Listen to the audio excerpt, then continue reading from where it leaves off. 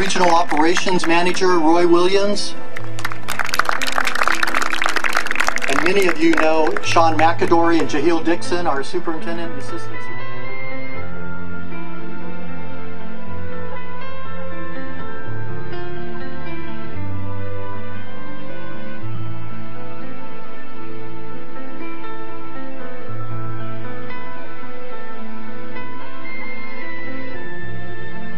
In West and South LA, so this spot was chosen because of its proximity to those areas.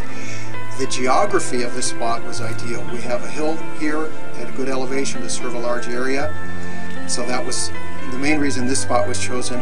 The geology, however, was not good, and I'll talk a little bit about that.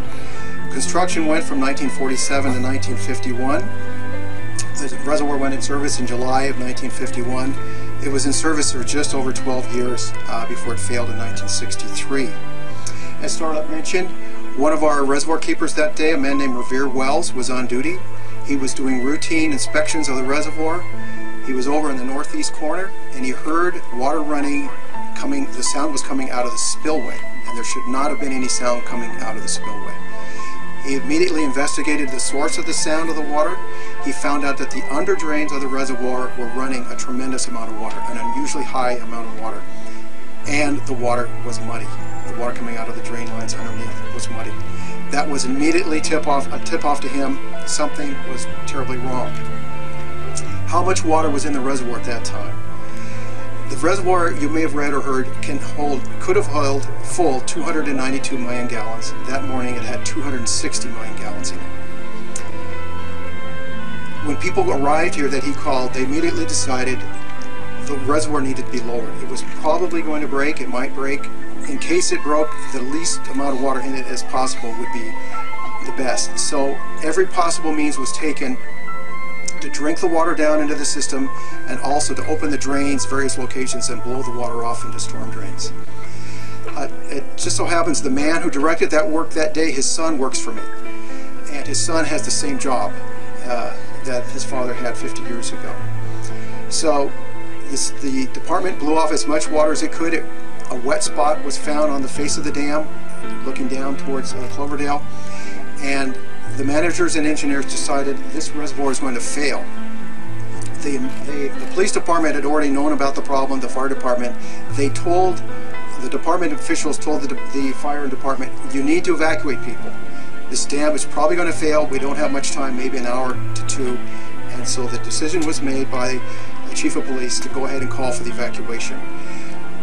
Dozens and dozens of police officers, there was a SIG alert put out on the radio and television. As many people as quickly as possible were informed they needed to get out because the dam was probably going to fail.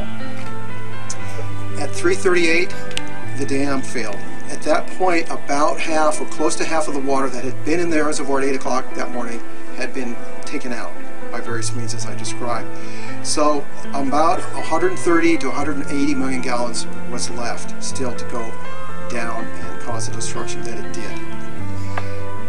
We should ask the question, should a reservoir have been built in the Baldwin Hills? And I've talked to people in the tent. The department had full knowledge of the nearby Newport-Inglewood earthquake fault. It had knowledge of other spur faults off that fault, and it designed the reservoir to accommodate, to live with, so to speak, those defects in the area. The reservoir was not up to doing that. The foundation of the reservoir, according to the state report after the disaster, they determined that there had been gradual deterioration of the foundation. It was not staying unaffected by where it sat in the water in the reservoir. They concluded that earth movement along a fault at the northeast corner where it failed caused the failure. We all know that a structure is only as strong as its weakest essential component. You've heard that said. A chain is only as strong as its weakest link. The essential component of this reservoir was the ability to withstand the differential settlement of the earth, and that settlement is what caused the dam to fail. As a result of the failure, improvements were made in how dams are operated in California. The dam was built and it was overseen in its operation by the state. The Division of Safety of Dams was created after another terrible accident, terrible tragedy in 1928, the St. Francis Dam failed. That failure killed almost 500 people in 1928. So the state realized more needed to be done in terms of surveillance of reservoirs, how they're built, how they're operated, how they're maintained. So we do have a higher level of safety in California as a result of the failure of this dam. And I would like to read one short paragraph to you from the investigation report that the state conducted. Sitting on the flank of the sensitive Newport-Inglewood fault system with its associated tectonic restlessness at the rim of a rapidly depressing subsidence basin on a foundation adversely influenced by water, this reservoir was called upon to do more than it was able to do. So sadly, the department felt confident in building a reservoir here. Unfortunately, that confidence was not fully well-founded, and the reservoir failed. And we're celebrating, not celebrating, but we're marking the anniversary today of this failure. Thank you very much.